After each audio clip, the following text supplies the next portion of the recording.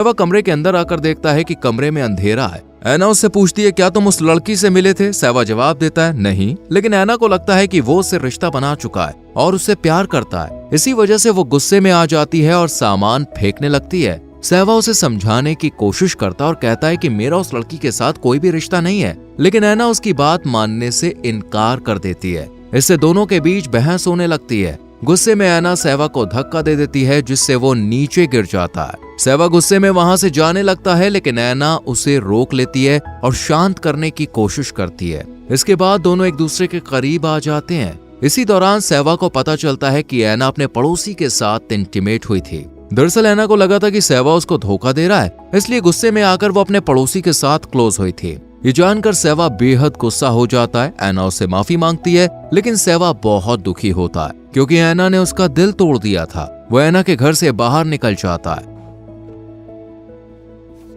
अब सहवा ऐना से दूर होने का फैसला करता है क्योंकि उसे लगता है कि यही दोनों के लिए सही होगा। वो अब खुद पर ध्यान देने और अपनी पढ़ाई पर फोकस करने का निर्णय लेता है। कुछ दिनों के बाद सहवा के माता पिता छुट्टियां मनाकर घर लौटते हैं। वो उसे देखकर बहुत खुश होते हैं और उसके लिए कई गिफ्ट्स लाए होते हैं। लेकिन सहवा अब भी उदास होता है क्योंकि ऐना को भूलना उसके लिए आसान नहीं था। वो ऐना से आखिरी बार मिलना चाहता है, इसलिए वो उसके घर जाता है। वो देखता है कि घर का हाल बहुत खराब है। सारा सामान चारों तरफ बिखरा हुआ पड़ा है। एक कमरे में ऐना को वो बेहद उदास बैठा हुआ देखता है। ऐना भी उसे देखती है, मानो कहना चाहती है कि वो रुक जाए, लेकिन ऐना को अब समझ में आ चुका होता है कि उनका रिश्ता गलत था और इसका कोई भविष्य नहीं था। इसलिए वो फैसला कर लेती है कि अब वो सहवा को और नहीं पढ़ाएगी। वहीं सहवा को भी एहसास होता है कि कुछ रिश्ते सिर्फ एक सीमा तक ही सही होते हैं। वो ऐना का शुक्रिया अदा करता और वहां से चला जाता है। 1 साल बाद हम देखते हैं कि सहवा को कॉलेज में एडमिशन मिल चुका है। वो अपनी एक फीमेल दोस्त के साथ होता है। तभी उसे दूर एक लड़की नजर आती है। वो उसे देखकर महसूस करता है कि शायद वो ऐना है। वो उसे देखने के लिए पीछे जाता है। जब वो लड़की पीछे मुड़ती है तो वो सच में ऐना ही होती है।